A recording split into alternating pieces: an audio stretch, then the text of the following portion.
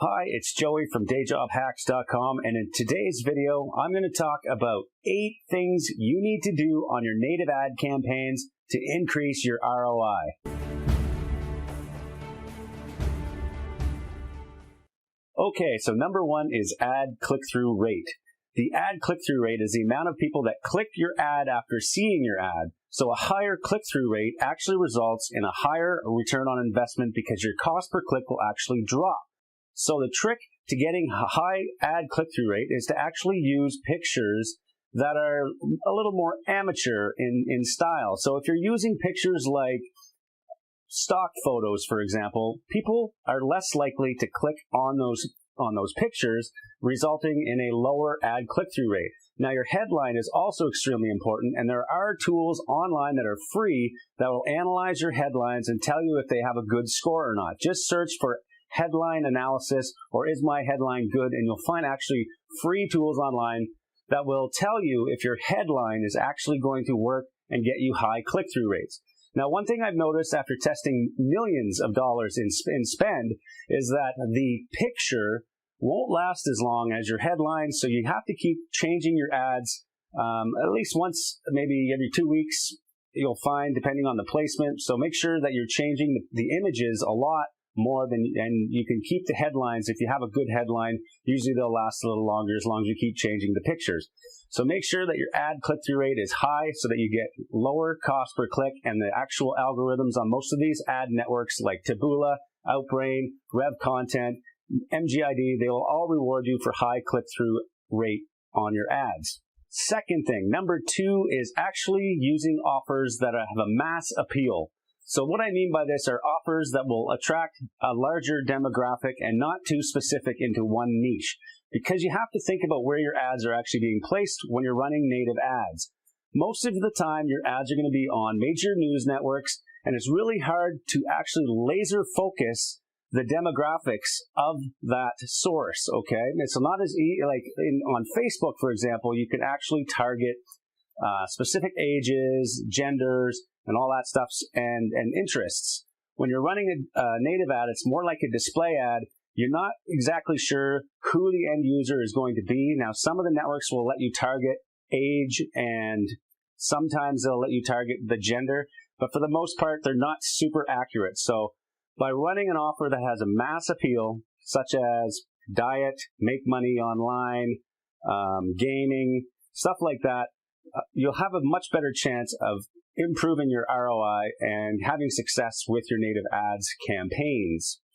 Number 3 is to target different countries. So a lot of people will focus on the United States or Tier 1 countries, such as Canada, United Kingdom, and there's a lot of competition in these English-speaking countries. So if you can find an offer that accepts other countries, such as Austria, Germany, Italy, France, those countries have a lot of traffic, cheaper clicks, and you can convert in those countries.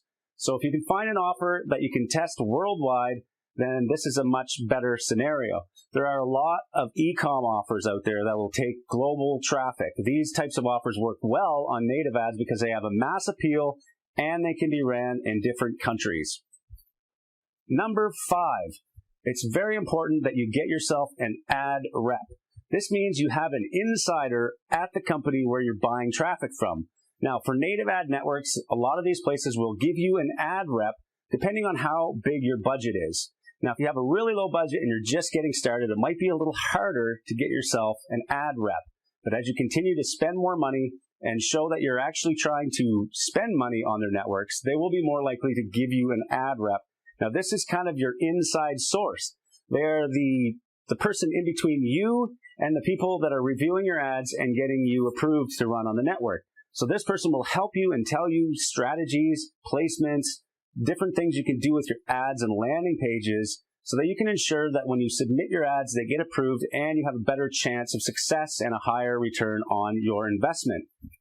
Number 6 is you have to have tracking in place. This is a third-party tracking platform. Do not rely on your affiliate network tracking and just the ad network tracking. You need to have a third-party tracking platform, something like Volume or CPV Lab Pro or any of the other ones out there. There's a ton of them. Just search online for affiliate tracking software or third-party affiliate tracking, and use this to make sure you are tracking all of the data that you can out of your ad network. And this includes the mobile data, what kind of devices people are using, where they're coming from, what city, what is the referring URLs if you can get that from your ad network, and all of the placement IDs, or otherwise known as widget IDs, okay?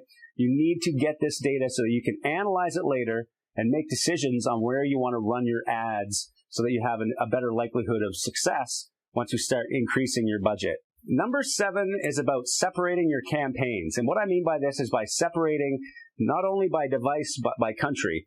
So if you are running multiple countries, it's wise to separate all of the countries into separate campaigns, as well as each one on a separate device, so whether it's desktop or mobile or tablet.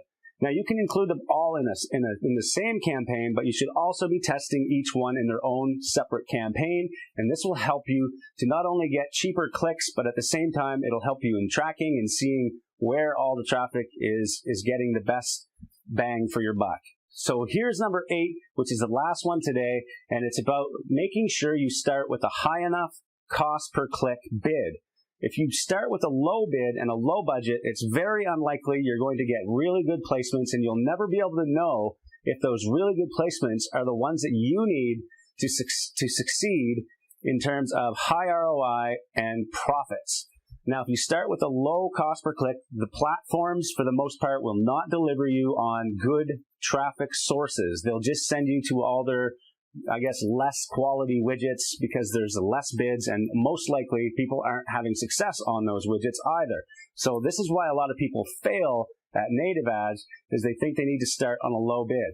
Now, some of the training inside Powerhouse Affiliate goes into more in-depth case studies on native ads, because a lot of this stuff is a lot easier to understand when you see it live in action. So if you want to see a live case study of actual campaigns that I've run and people on my team have run, go to powerhouseaffiliate.com and check out the free training there, and you'll see a live case study or many live case studies inside as well. Please make sure you subscribe below and click that bell so that you get notified every time I release a new video.